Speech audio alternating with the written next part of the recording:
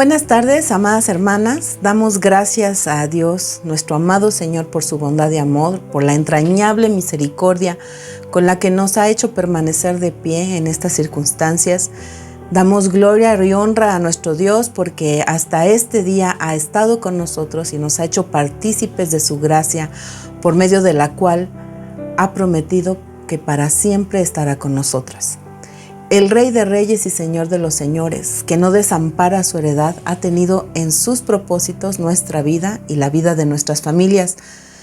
Es por ello que estamos acá reunidas en su nombre para aprender más de su palabra y para ser fortalecidas en la verdad que hace libre la vida de los hombres y mujeres que creen en ella. Reciban un cordial saludo y un abrazo bien apretado de mi parte allá en donde ustedes se encuentren viendo esta grabación.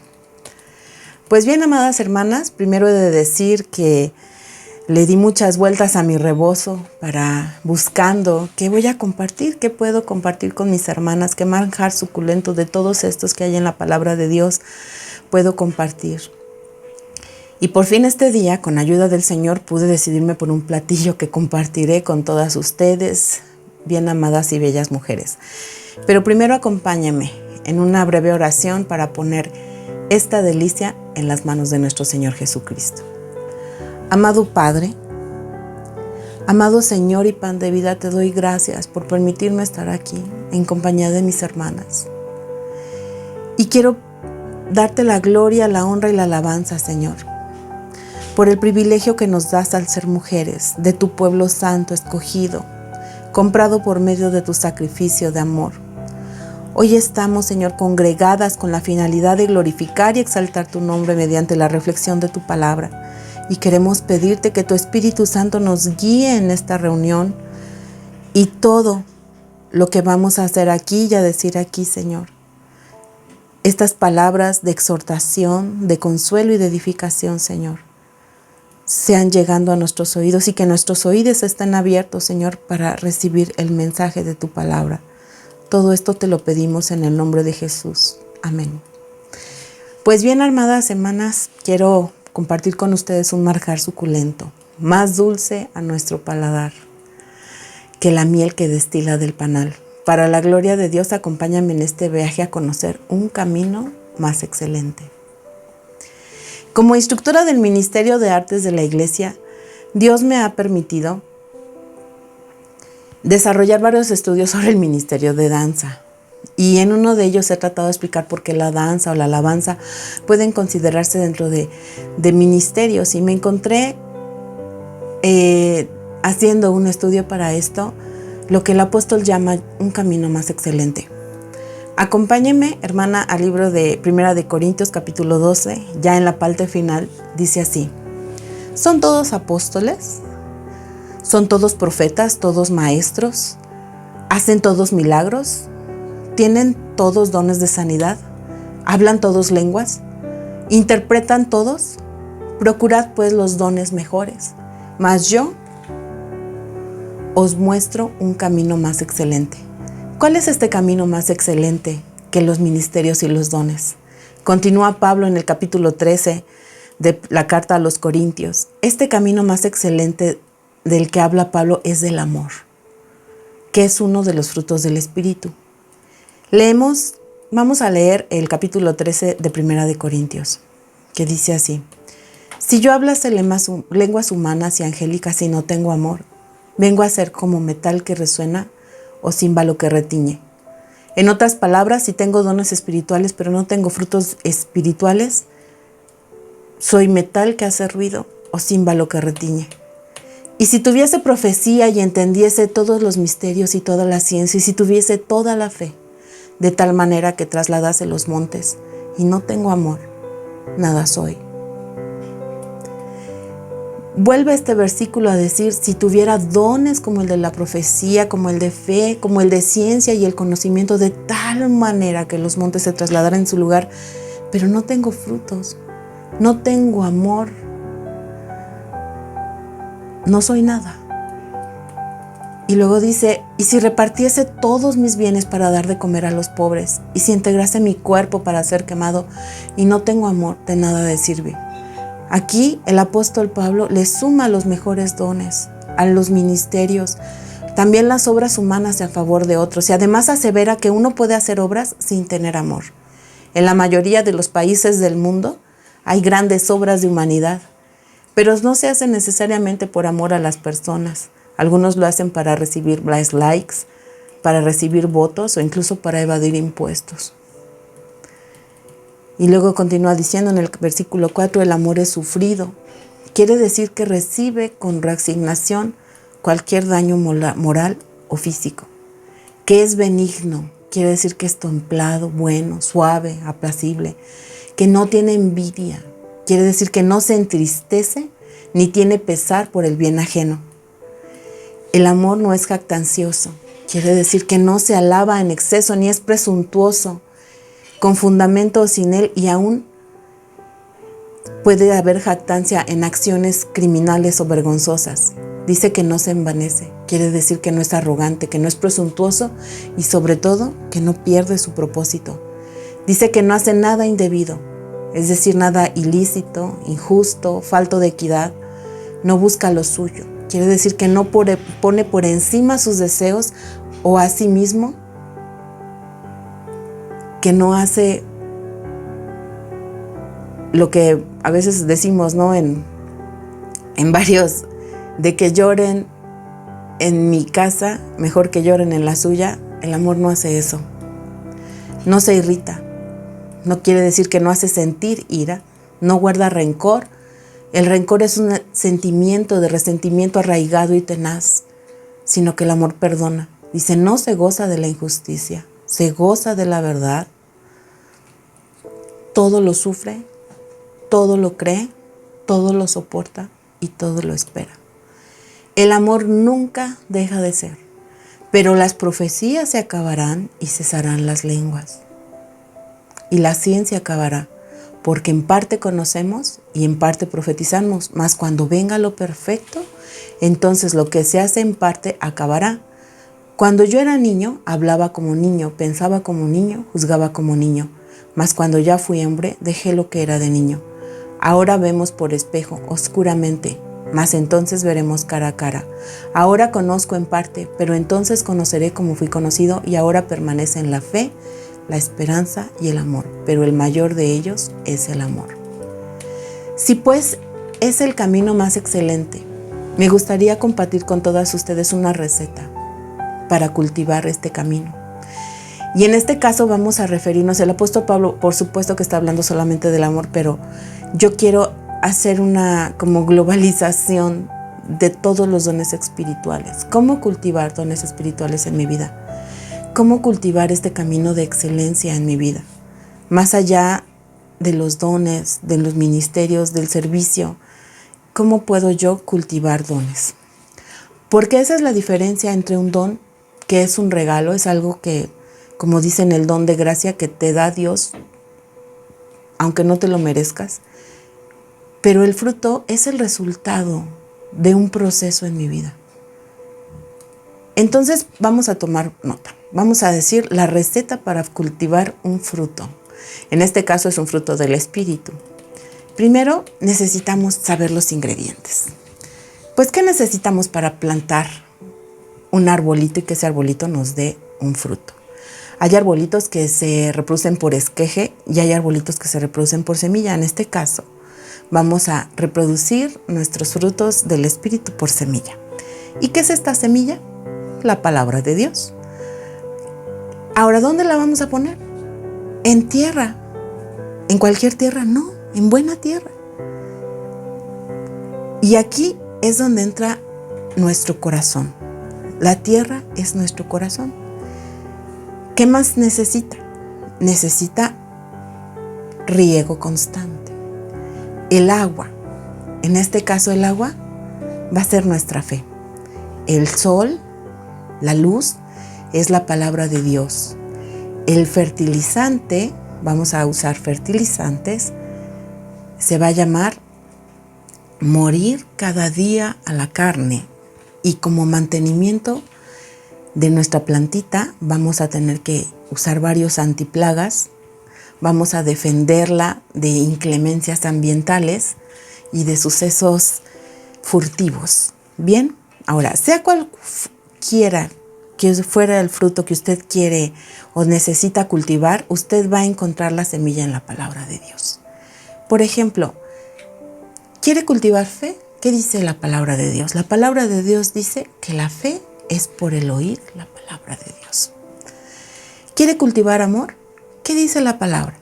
En 1 de Juan 4:16 dice, y nosotros hemos conocido y creído el amor que Dios tiene para con nosotros. Dios es amor, y el que permanece en amor, permanece en Dios y Dios en él. ¿Dónde está el amor? En Dios. ¿Y dónde está Dios? Lo que conocemos de Dios, pues en su palabra, ¿sí? Entonces, ¿cómo y dónde puedo encontrar la semilla que yo necesito? La semilla se encuentra en la palabra de Dios. ¿Y cómo se cuida o cómo permanece uno? Por ejemplo, vamos a volver al tema del amor como fruto del Espíritu. ¿Cómo se mantiene ese fruto del amor? También en la misma palabra vamos a encontrar el manual para cuidar cada una de estas semillas a fin de que logren los frutos, ¿sí? Por ejemplo, ¿cómo se cuida el amor? Jesús dijo en Juan 10:30, yo y el Padre somos uno. Y en Juan 14 del 6 al 15, yo soy el camino y la verdad y la vida. Nadie viene al Padre si no es por mí. Si me conocieses, también a mi Padre conoceríais, y desde ahora le conocéis y le habéis visto. Felipe le dijo, Señor, muéstranos el Padre, y nos basta. Jesús le dijo, ¿tanto tiempo hace que estoy con vosotros y no me has conocido, Felipe? El que me ha visto a mí, ha visto al Padre. ¿Cómo pues dices tú, muéstranos el Padre? ¿No crees que yo soy en el Padre y el Padre en mí? Las palabras que yo os hablo, no las hablo por mi propia cuenta, sino que el Padre que mora en mí, Él hace las obras. Creedme que yo soy en el Padre y el Padre en mí. De otra manera, creedme por las mismas obras. De cierto os digo, el que cree en mí, las obras que yo hago, él también las hará, y aún mayores hará porque yo voy al Padre. Y todo lo que pidieres al Padre en mi nombre lo haré, para que el Padre sea glorificado en el Hijo. Si algo pidieres en mi nombre, yo lo haré. Si me amáis, guardad mis mandamientos. Entonces, ¿cómo vamos a preservar todas esas semillas que necesitamos que den un buen fruto? Guardando la palabra de Dios. ¿Quiere cultivar amor a su vida? Dice que el que lo ama a Él, permanece en Él, y Dios en Él, y nosotros en Él. ¿Cómo? El que me ama guarda mis mandamientos. Es en la palabra donde vamos a encontrar cómo se cuida la semilla, cómo se deja allí.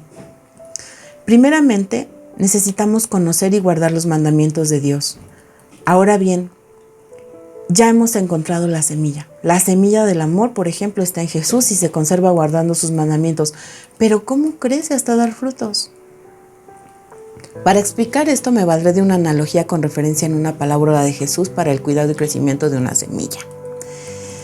De acuerdo con la palabra de Dios, la semilla para que dé fruto debe ser plantada en buena tierra. Vamos a ver Lucas 8 del 5 al 8. Dice así, el sembrador salió a sembrar su semilla y mientras sembraba, una parte cayó junto al camino y fue hollada y las aves del cielo la comieron. Otra parte cayó sobre la piedra y nacida se secó porque no tenía humedad. Otra parte cayó entre espinos y los espinos que nacieron juntamente con ella la ahogaron. Y otra parte cayó en buena tierra y nació y llevó fruto a 100 por uno. Hablando estas cosas decían a gran voz, el que tiene oídos para oír oiga. La buena tierra es equiparable al corazón dispuesto a creer en verdad de Jesús y a guardar y a poner en obra en sus mandamientos. Se hace una analogía del corazón ya que con esto se describe como tierra en la parábola del sembrador. En Lucas 8:11 dice, esta es pues la parábola, la semilla es la palabra de Dios. En ella se encuentran todas las semillas necesarias para cosechar frutos del Espíritu. Por ejemplo, es en la palabra de Dios donde encontramos la redacción y descripción de un amor genuino y perfecto antes que buscar lo suyo, buscó darse a sí mismo para la salvación de muchos. Siguiendo la analogía, la palabra de Dios describe 4 tipos de tierra. La que está junto al camino, que es una tierra revuelta de muchas partes, que se forma por el vaivén del continuo tránsito, tierra pedregosa, y también la tierra con espinos, y también describe a la buena tierra. Si equiparamos a la tierra con el corazón del hombre, debemos analizar también nuestro corazón, la tierra en la que está siendo sembrada la semilla. Lucas 8:12, y los del junto al camino son los que oyen, y luego viene el diablo y quita de su corazón la palabra, para que no crean y se salven. ¿Cómo es la tierra junto al camino? Es una tierra erosionada y afectada por el vaivén de personas, animales y hasta vehículos. Solo dan flores y frutos los árboles con suficiente distancia de ella. Cualquier perro o persona en movimiento puede llevarse las semillas plantadas, dando lugar únicamente a hierba silvestre, un poco seca y sin atractivo. En su explicación a los discípulos, Jesús describe a la persona cuyo corazón es como tierra junto al camino, como aquellos que oyen y luego viene el diablo y quita de su corazón la palabra para que no crean y se salven. En un corazón parecido a esta tierra que está junto al camino no se le puede sembrar nada. Es una tierra que ha sido compactada y endurecida para recibir cualquier cosa. Por eso el enemigo, como cualquier ave, es capaz de llevarse la semilla de ese lugar. Continúa Jesús explicando sobre esta parábola. Los de sobre la piedra son los que, habiendo oído, reciben la palabra con gozo, pero estos no tienen raíces. Creen por algún tiempo y en el tiempo de la prueba se apartan. ¿Han visto plantas que nacen entre los peñascos?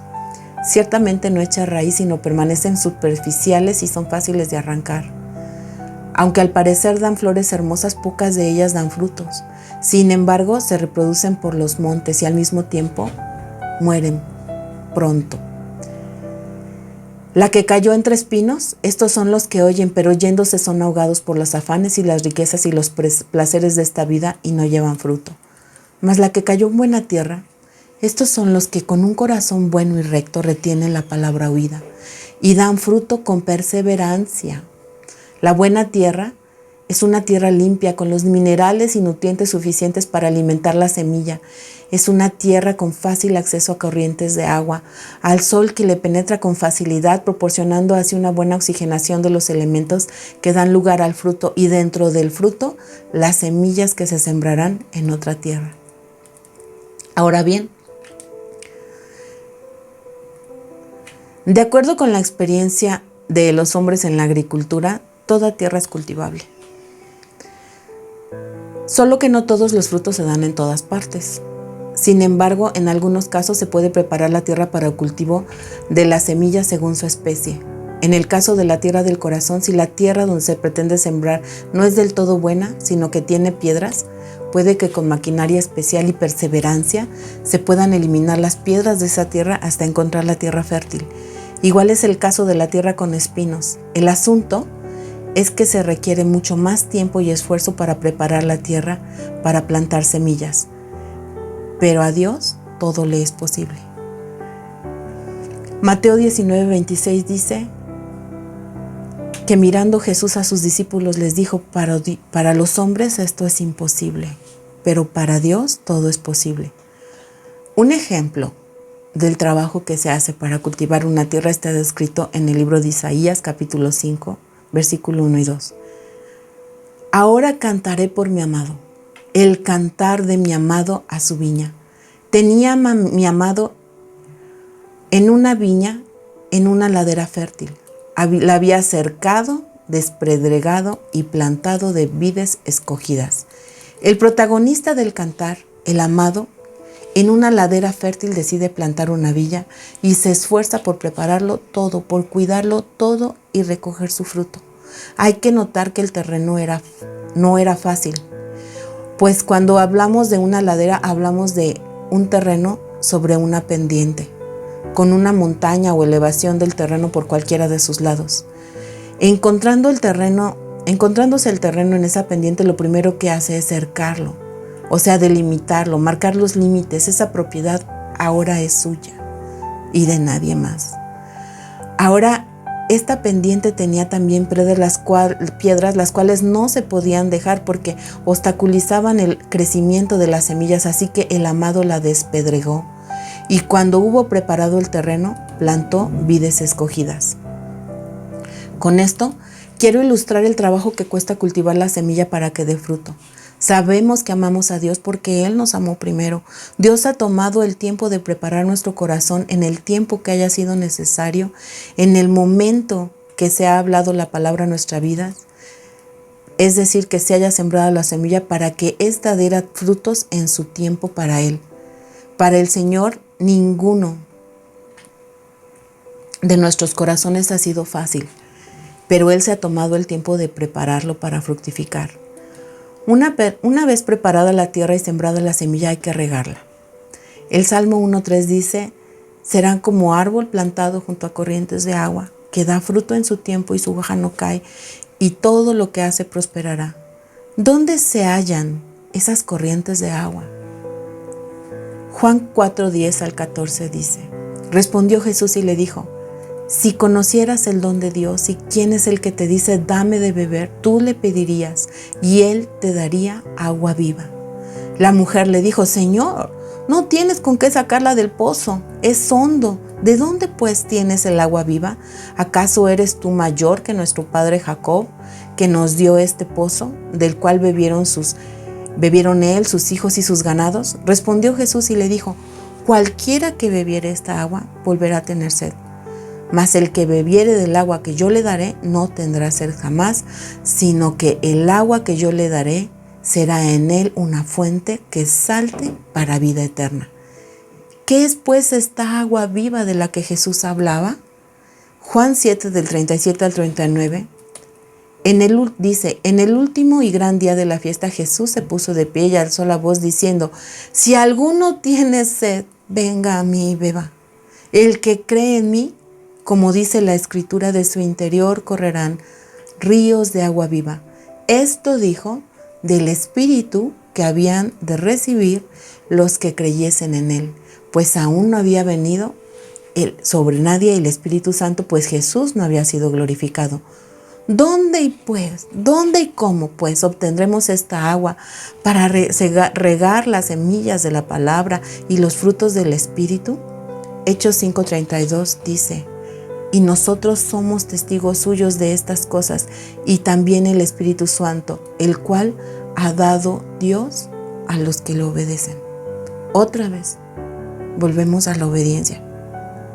Otra vez, encontramos que en la misma palabra de Dios se encuentra el manual para hacer crecer las semillas y dar frutos.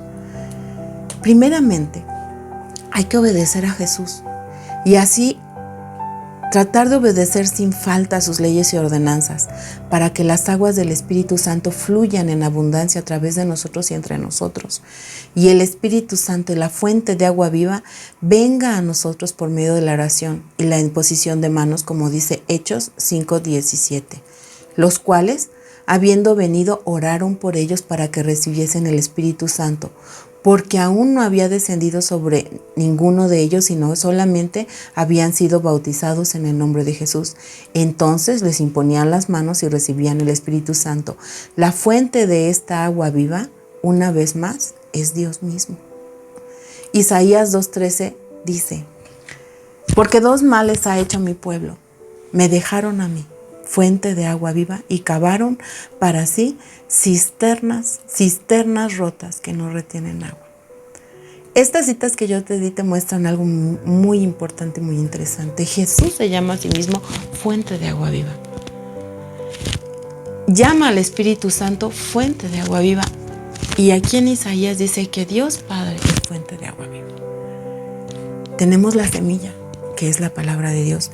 Tenemos la tierra, que es nuestro corazón. Si hay que despedregarla, si hay que cercarla, Dios sabe. Ya sabemos dónde está la fuente de agua.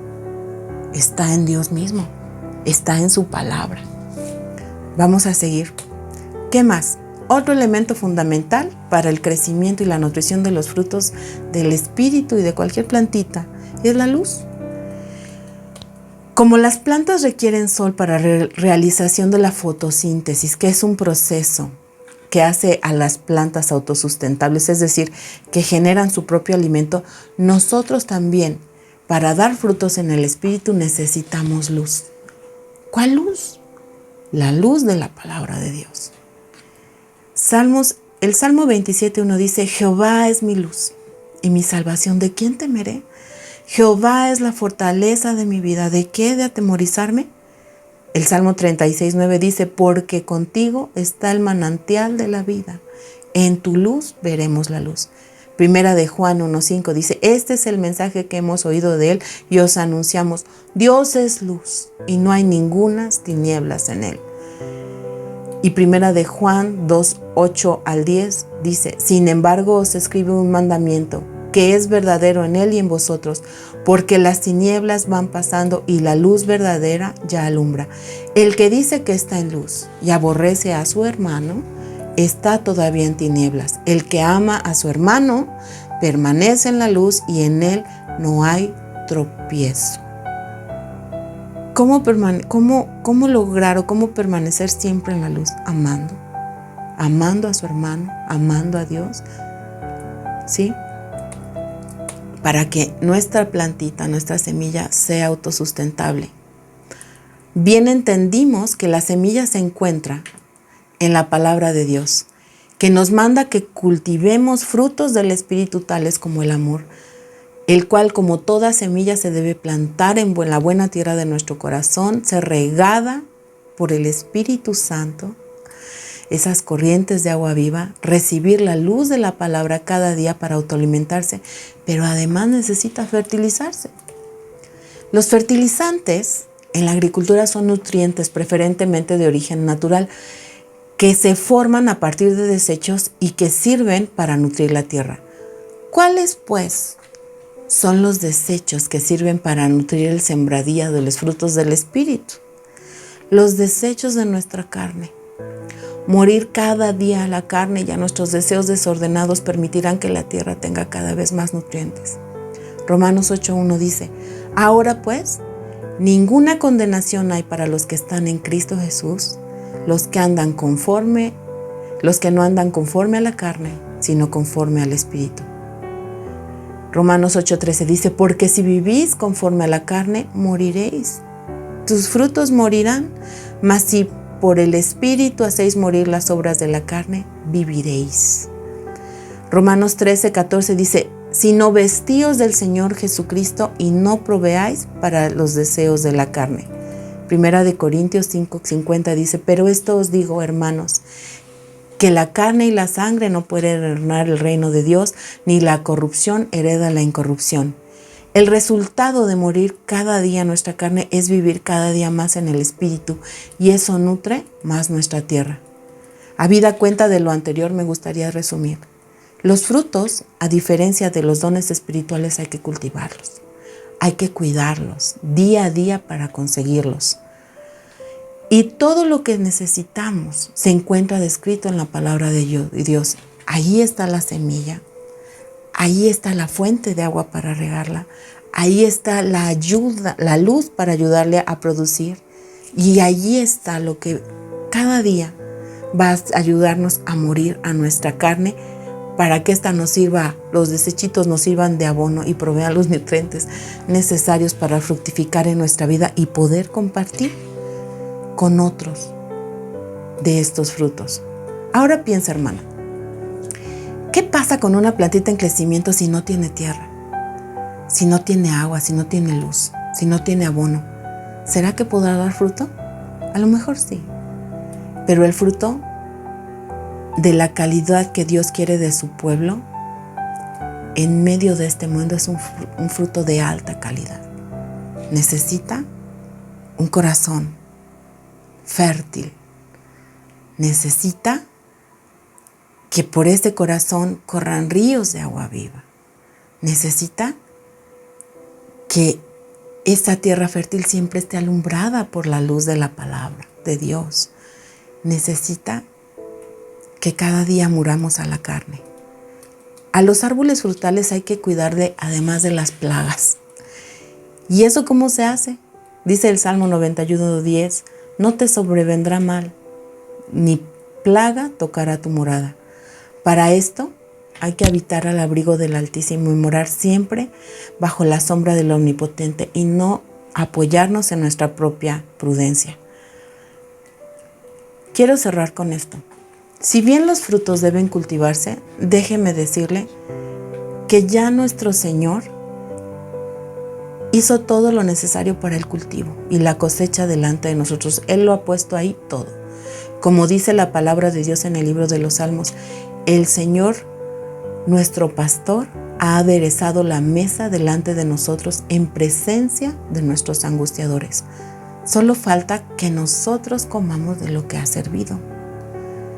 Así también todo nos ha dado para sembrar y cosechar los frutos.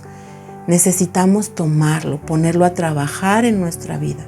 ¿Cómo se hace esto?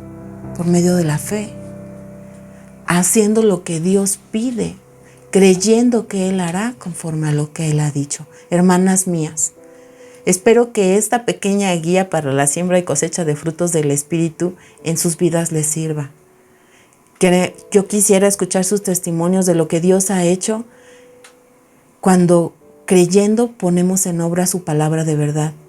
Le doy gracias a Dios por haberme permitido estar con ustedes y compartir de su amor. Hermana amada, el Dios omnipotente te bendiga y te haga fructificar y te multiplique hasta llegar a ser multitud de pueblos. En el nombre de Jesús. Amén. Que Dios las bendiga. Acuérdese, hermana, ya tienen las semillas. Hay que trabajar la tierrita. Las fuentes de agua viva están allí. La luz allí está. El abono, hay que morir cada día a la carne. Y hay que cuidar nuestros frutos de las plagas, de las inclemencias del tiempo, morando bajo la sombra de sus alas, no apartándonos ni a diestra ni a siniestra de su camino, no apoyándonos en nuestra propia prudencia, que eso fue lo que en un momento Dios le reclama en el libro de Isaías.